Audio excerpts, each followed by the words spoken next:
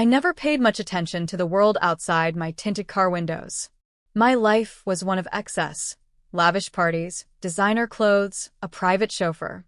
The struggles of the real world were nothing more than a passing blur as I was driven to and from my private school. But then one winter evening, everything changed. I was waiting for my driver outside a high-end cafe, scrolling through my phone, when I noticed a boy sitting near the curb. He was shivering in a threadbare hoodie, his hands red from the biting cold. A dirty backpack sat beside him, his sunken eyes fixed on the people walking past, eyes filled with something I couldn't quite place. Hunger? Hope? Desperation? People ignored him. Some gave him disgusted glances. Others crossed the street.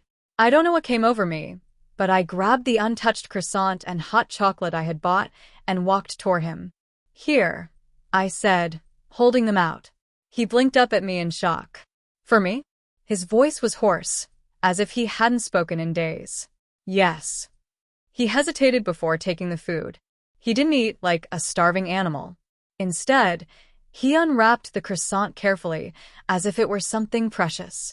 "Thank you," he murmured, his voice thick with emotion. Something in my chest tightened.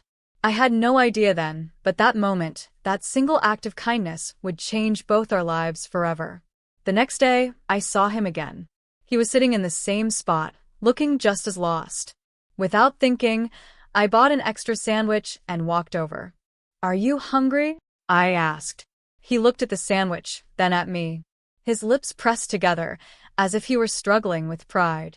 But after a moment, he nodded. From then on, it became a routine.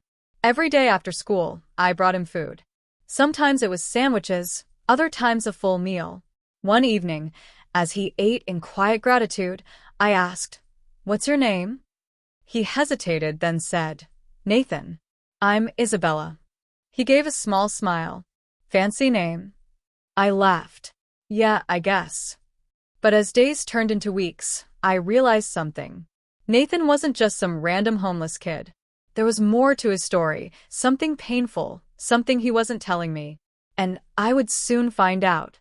One rainy evening, though I know you don't like rain, let's say it was just cold and stormy, I found Nathan curled up against the cafe wall, shaking violently. He was burning with fever. "You're sick," I blurted. He tried to wave me off, but he was too weak. I panicked. "Come with me." He shook his head. I can't." I grabbed his arm. "I'm not leaving you here." After much hesitation, he followed me to my car. My driver gave me a horrified look. "Miss Isabella, your parents." "They won't know," I snapped. I took Nathan to a nearby clinic and paid for his treatment. When the doctor asked for an emergency contact, Nathan fell silent. "No one," he murmured. That was when I realized he was completely alone in the world. Helping Nathan became second nature. I sneaked food, gave him warm clothes, and sometimes even let him nap in my driver's car when I could. But good deeds don't always go unnoticed. One evening, my father found out. He exploded. "You've been sneaking around with some dirty street rat?" "He's not. He's a parasite. He'll rob you blind the second you turn away." "No, he won't." I yelled back. "He's just a kid who—" Slap. My cheek burned. My father's face was twisted with rage. "You are not to see him again." Tears burned my eyes. "You can't control who I help." But I underestimated him. The next day, Nathan was gone. I searched for him for weeks. I skipped classes, drove around the city, checked every alley, every shelter. But he had vanished. It was as if he had never existed. For years, I wondered, was he okay? Was he still alive? Had my father's threats scared him away for good? I never got an answer. Until a decade later. And by then, I was the one fighting for my life. I was barely conscious when they wheeled me into the emergency room. Everything was a blur, beeping monitors, flashing lights, urgent voices. "Her vitals are dropping. We need to operate now." I was drowning in pain. The last thing I saw before I blacked out was a doctor stepping into the room. His eyes locked onto mine, eyes filled with shock, recognition. And then, everything went dark. When I woke up, I was no longer in danger. But I wasn't alone. A man sat beside my bed, watching me carefully. His dark hair was neatly styled, his white coat crisp. He looked professional, successful. But his eyes were the same. "Nathan," I croaked. He exhaled sharply. "You remember." Tears welled up in my eyes. I thought you were gone forever." His jaw clenched. I almost was. I realized then this wasn't just a reunion. This was fate. And Nathan? He was no longer the helpless boy I once saved. He was the man who had just saved me. Nathan sat beside my hospital bed, his fingers intertwined, his eyes unreadable. I had imagined this moment 1,000 times, finding him, making sure he was okay. But now, seeing him so composed, so different, I didn't know what to say. "You're really a doctor," I finally whispered. He nodded. "I worked hard to get here." A lump formed in my throat. "I looked for you, Nathan. After you disappeared, I know," he interrupted, his voice carefully neutral. "I saw you from a distance. But I couldn't come back." His words sliced through me. He had been out there all along, watching from the shadows. "Why?" I breathed. His jaw clenched. "Because I wasn't the same person anymore." He didn't elaborate, but something in his eyes told me. Whatever happened to him after he left, it was dark. "I need to check your vitals," Nathan said, standing abruptly. The sudden shift back to professionalism stung. His fingers were cold as he pressed them to my wrist, counting my pulse. His touch was clinical, detached, as if he were forcing himself to ignore whatever history lay between us. But then, his hand lingered for a fraction of a second longer than necessary. He swallowed hard and pulled away. "You should rest." I reached for his wrist before he could turn away. "Nathan, what happened to you?" He stilled. For a long moment, he didn't answer. Then, in a voice so low I almost didn't hear it, he said, "I died, Isabella." And with that, he walked out of the room. Nathan avoided me for days. He only showed up when he had to, checking my charts, giving brief medical updates. He treated me like just another patient. But I saw the way his hands tightened around his pen, the way his gaze flickered whenever he thought I wasn't looking. He was holding something back, and I needed to know what. So, the next time he entered my room, I said softly, "I owe you my life. Please, at least let me know where you went after my father chased you away." Nathan sighed heavily. Then he finally looked at me, really looked at me, and what he said next shattered my heart. "I survived on scraps for months," he said quietly. "I slept in abandoned buildings, fought off people who tried to steal the little I had. Winter was the worst. I thought I wouldn't make it. I cover my mouth, horror filling me. The worst part," he continued, voice hollow, "I wasn't just fighting hunger. I was fighting the part of me that wanted to give up." Tears pricked my eyes. "Then one night," he continued, "I collapsed outside a pharmacy. A man found me, took me in. He was a retired doctor. He gave me food, let me sleep on his couch, and when I told him I wanted to be more than just a street kid, he handed me a medical book and said, 'Start reading.'" I exhaled shakily. "That man saved me," Nathan murmured. "He gave me a reason to keep going." I felt something sharp twist in my chest. Nathan had found a way to survive, but I had failed him when he needed me the most. Nathan was staring at his hands, lost in thought. I hesitated before saying, "I'm so sorry, Nathan." His lips pressed into a thin line. "Sorry won't change what happened." I flinched, but he sighed, rubbing a hand over his face. "I don't blame you, Isabella. You were just a kid. But your father? He made sure I knew my place." Anger flared in my chest. My father had ruined lives. And now, I had to live with the fact that one of them was Nathan's. "You don't have to forgive me," I whispered. "But I never forgot you." Nathan's gaze softened, for just a moment. But then, he masked it again. "I should go," he muttered, standing. "You need rest." But as he walked out, I saw something in his posture, a hesitation, a crack in his armor. And I knew then he wasn't as indifferent as he pretended to be. I couldn't just let Nathan walk away. So, the next time he entered my hospital room, I forced myself to sit up despite the dull ache in my body. "Nathan," I said firmly. "Please sit." He hesitated, but finally, with a sigh, he pulled the chair closer. I took a deep breath. "I need to ask you something." He met my gaze, expression unreadable. "Did you ever hate me?" I whispered. Nathan's jaw tightened. No. I exhaled in relief until he added, "But I did resent you." The words stung more than they should have. "You had everything," he continued, voice low. "A warm home, a future. And yet, you were the only person who ever showed me kindness. That made it worse, because I wanted to hate you. But I couldn't." Tears burned in my eyes. "I would have done more if I had known what my father did to you." Nathan shook his head. "It doesn't matter now." But it did. It mattered to me. And I wasn't about to let this be the end of our story. 2 weeks after my surgery, I was discharged. But before I could even breathe, my father summoned me to his office. I knew what was coming. "What's this nonsense about you being in touch with that boy?" He sneered, swirling whiskey in his glass. I clenched my fists. "His name is Nathan." "I don't care what his name is," he snapped. "I got rid of him once. I'll do it again." I froze. "What are you talking about?" He leaned back, smirking. "Do you really think he just disappeared on his own? I made sure he left town. I paid some people to handle it." My blood ran cold. Nathan hadn't just been forced out. He had been driven out. "You're a monster," I whispered. My father only chuckled. "Darling, in this world, power wins. And that boy? He doesn't belong in our world." I stood, shaking with rage. He was wrong. Nathan belonged anywhere he wanted to be. And this time, I wasn't going to let my father ruin his life again. I found Nathan outside the hospital, finishing his shift. "I need to talk to you," I said breathlessly. He frowned but nodded. We walked to a quiet bench, the air thick with tension. "My father, he was the reason you disappeared," I blurted. Nathan's face darkened.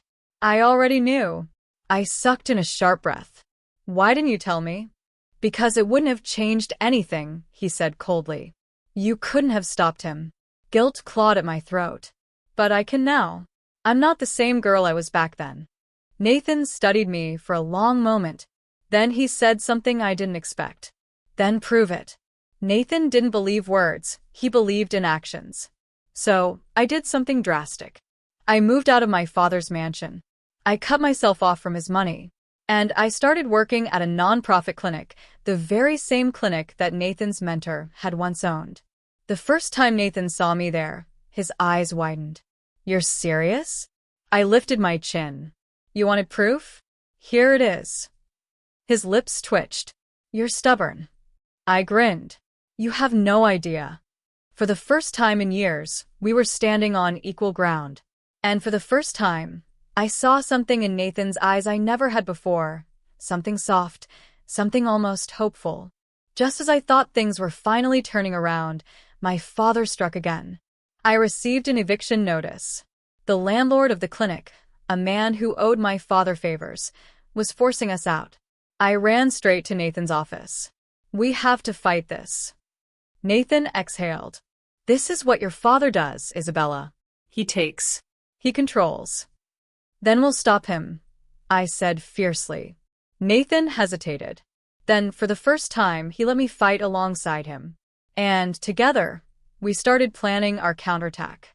I had underestimated my father's reach. When the eviction notice arrived for the clinic, I knew this wasn't just about money. It was about control. He was trying to erase Nathan's presence from my life, just like he had before. I stormed into Nathan's office, slamming the paper onto his desk. "He's doing it again," I seethed. Nathan picked up the notice, his jaw tightening as he read through the fine print. I should have known he wouldn't go down without a fight. I shook my head, frustration boiling inside me. "He still thinks he can control me." Nathan sighed. "Because he always has." Something about the way he said it made my stomach clench. "No," I said firmly. "Not anymore." Nathan's eyes met mine, searching. "Then let's stop him." For the first time, we were fighting the same battle. Together. Nathan and I couldn't take on my father alone. We needed people, witnesses, supporters, anyone willing to expose what he had done. I reached out to former employees my father had wronged. Most were too afraid to speak up. But some were ready for war. An old business partner told me about bribery and tax fraud. A former housekeeper spoke about workers he had blackmailed into silence. And then there was the real estate mogul my father had once scammed, who had been waiting years to take him down. I gathered every scrap of evidence I could. And when I handed the file to Nathan, he flipped through it in silence, his expression unreadable. Finally, he looked up. This is enough. Enough to ruin my father. Enough to destroy everything he built. I swallowed hard. I thought this would feel satisfying, I admitted. Nathan studied me carefully. Doesn't it? I hesitated. I don't know. Because as much as I hated my father, he was still my father. And no matter what happened next would change my life forever. The day the documents were leaked, my father's empire began to crumble. News outlets picked up the reports, and headlines smeared his name across every paper and television screen. Corruption scandal. Billionaire CEO under investigation. Ex-employees speak out. The dark secrets of a business tycoon. I sat in my small apartment, staring at the television. Nathan stood beside me, arms crossed. He won't recover from this.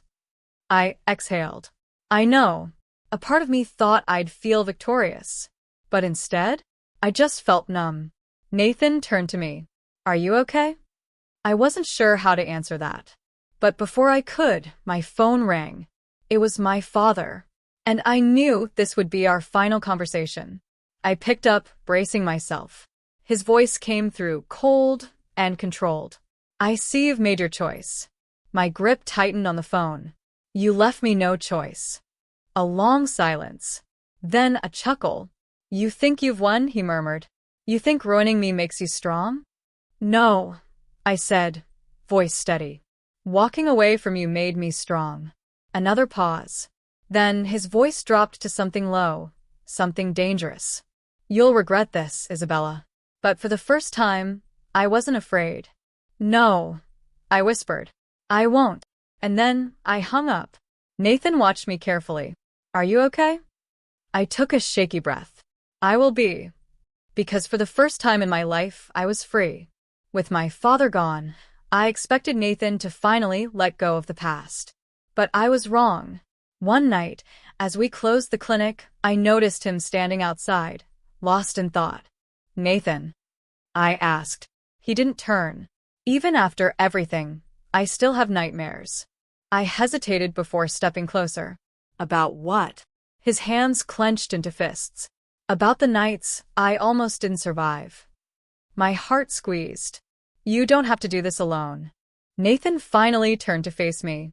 For the first time since our reunion, I saw the pain he still carried. And I realized this wasn't just my fight. It was ours. Nathan and I never talked about what happened in those years we were apart. Until one night. I had a scar once, he said, voice barely above a whisper. I turned to him, confused. It was on my arm, he continued, from when I tried to steal food and got caught. My breath hitched. He exhaled. I remember thinking, if I die here, no one will care. I swallowed hard. But you didn't die. He nodded. Because of you. Tears burned in my eyes. He gave me a small, sad smile.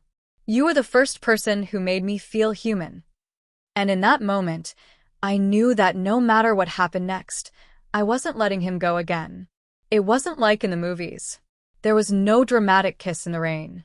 No grand confession. Instead, it was quiet. One night, as we locked up the clinic, I turned to him and said, Are you happy? Nathan hesitated. Then, softly, he said, I think I could be. I smiled. Then let's make sure you are. And just like that, our story wasn't about the past anymore. It was about what came next. Nathan had saved me. And now, I was saving him. Day by day, he let go of the pain. And I finally stopped running for my own. Because fate had brought us back together for a reason. And we weren't wasting it. Months later, I received a letter. From prison. It was from my father. I debated whether to open it, but in the end I did. And what I read changed everything. The letter was short, but one sentence stood out. "You were always stronger than I thought." Tears welled in my eyes. I would never forgive him, but in some strange way he finally saw me. And that was enough. Nathan and I expanded the clinic. More doctors joined. More lives were saved. And slowly, we built the future we had once only dreamed of. Together. One evening, as we watched the sunset, Nathan turned to me. "Why did you help me?" he asked. I smiled. "Because no one else did." He exhaled. Then, softly, he said, "And that saved my life." Years ago, I had saved a homeless boy. Years later, he had saved me. And now, we were saving each other.